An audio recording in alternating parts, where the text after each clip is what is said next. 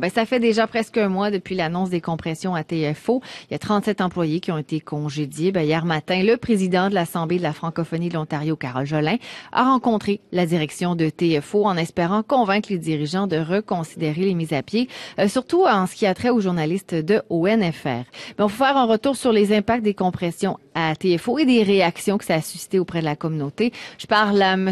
Martin Normand, il est chercheur postdoctoral à la chaire de recherche sur la francophonie et les politiques publiques de l'Université d'Ottawa. Bonjour.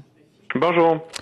Quelques temps après l'annonce des compressions là, à TFO, vous étiez parmi les signataires de la lettre qui a été envoyée, qui demandait à la direction de reconsidérer ces mises à pied-là, surtout pour l'équipe de ONFR. Comment est-ce que ça a évolué depuis ce temps-là? Ben, je vous avoue que ce dossier-là n'a pas vraiment évolué depuis la publication de la lettre. Le président de TFO et la présidente du conseil d'administration, Carole Beaulieu, ont pris le temps de répondre à notre lettre, que la réponse a été publiée dans les médias. Et dans cette lettre-là, on annonçait déjà que le poste qui a été supprimé à Sudbury serait en fait réinstauré. Donc, on comblerait à nouveau ce poste-là dans un avenir approché. Ah oui? Ce qui a été réitéré hier lors de la rencontre avec le président de la FO, mais avec un gros conditionnel à tout ça, une fois que le gel des embauches décrété par le gouvernement Ford serait abandonné. Donc, on n'a pas d'horizon. Ah ben non, ça peut être long, ça. Oui, ça pourrait être. Ouais. On n'a aucun horizon pour savoir quand sera rétabli ce poste-là, quand sera comblé ce poste-là. Donc, ça demeure une réponse assez décevante de la part des dirigeants de TFO à l'égard des demandes qu'on avait formulées dans notre lettre, mais qui ont été formulées aussi par d'autres. La FO a partagé les résultats d'un sondage. Bon, c'est auprès de ses membres, donc on peut pas vraiment se surprendre du haut pourcentage, mais il y a 328 personnes qui ont participé, 90,2% qui ont dit de ces personnes sondées-là qui consommaient les produits du groupe média TFO. Est-ce que ça change la donne, selon vous, ça? Mais une chose qu'on entendait à travers tout le débat dans ces dernières semaines, c'est qu'on a l'impression par moment que la direction de TFO, que le conseil d'administration de TFO comprend mal l'attachement de la communauté ou les besoins de la communauté à l'égard de TFO.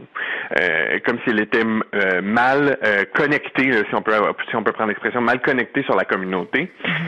Donc, ce sondage-là permet de remettre en place cette perspective-là, selon laquelle il y a un public pour TFO, il y a un public qui consomme les produits TFO, qui est attaché à cette bannière-là et à ces différentes plateformes, que ce soit sur les réseaux sociaux, que ce soit sur ces plateformes web ou à la télévision. Donc, ça permet de rappeler que derrière les décisions qui sont prises par le conseil d'administration et par le président, il y a une communauté qui consomme les produits et qui a l'impression que le lien de confiance entre le diffuseur et la population qui l'écoute a été brisé suite aux compressions qui ont été annoncées.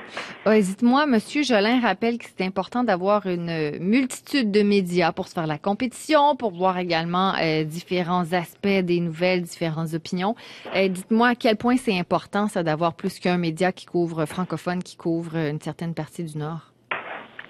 Ben, c'est important dans le sens où il faut qu'il y ait une certaine complémentarité entre les médias. C'est pas tous les médias qui ont les mêmes missions, qui ont les mêmes ressources, qui ont les mêmes possibilités de faire des analyses.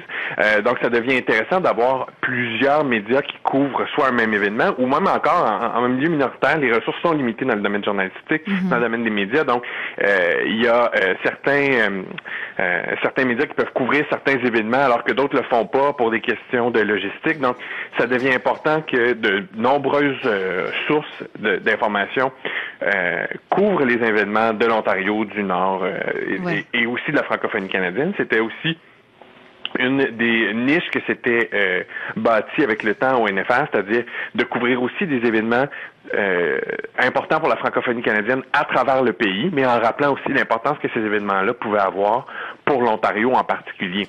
Radio-Canada fait un travail, mais c'est surtout à travers les stations régionales, donc on a des angles plus régionaux de certaines nouvelles. C'est intéressant d'avoir la perspective de ONFR dans ce cas-là et d'avoir un regard parfois pan-canadien sur certains de ces enjeux-là. ONFR offrait aussi souvent des textes plus longs, des analyses, des fois des billets d'opinion aussi, donc c'était c'était c'est une complémentarité. Un média qui permettait d'offrir, oui, en complémentarité de Radio-Canada, des médias locaux aussi, mais qui offrait aussi une information diversifiée et dans des formats différents. Dites-moi, vous avez parlé d'ONFR. Bon, il y a beaucoup été question avec M. Jolin du fait qu'on n'ait plus personne à Queen's Park. On a donné des exemples d'annonces qui n'ont pas été couvertes là, par ONFR. Ce poste vacant-là, il est essentiel qu'il revienne? Mais je pense que c'est très important. Ce poste-là aurait été très important à partir d'aujourd'hui. La législature reprend sous l'administration Ford, l'administration du Parti conservateur aujourd'hui. Et d'avoir un journaliste d'ONFR de façon permanente à Queen's Park, ça assurait une autre présence supplémentaire des francophones sur la tribune parlementaire. Ça permettait aussi de poser des questions en français sur des enjeux francophones aux ministres, aux députés, aux critiques de l'opposition sur des dossiers importants. Donc, à une époque où il y a beaucoup de changements qui s'annoncent, où il y a beaucoup de décisions qui pourraient débouler rapidement dans les prochaines semaines, alors que Doug Ford veut laisser sa marque rapidement sur l'administration provinciale, il est d'autant plus important d'avoir plus de journalistes francophones qui sont capables de couvrir ces enjeux-là. Donc, c'est important à Queen's Park, c'est important aussi pour le nord de l'Ontario. Ce poste à Sudbury apportait aussi une couleur différente à la couverture de ONFR. Ça permettait d'avoir une présence sur le terrain et d'avoir des nouvelles de façon plus fréquente du nord de l'Ontario sur la plateforme d'ONFR. Donc, c'était des postes fort importants. Monsieur Martin Normand, chercheur postdoctoral à la chaire de recherche sur la francophonie et les politiques publiques de l'Université d'Ottawa. Merci beaucoup de nous avoir parlé.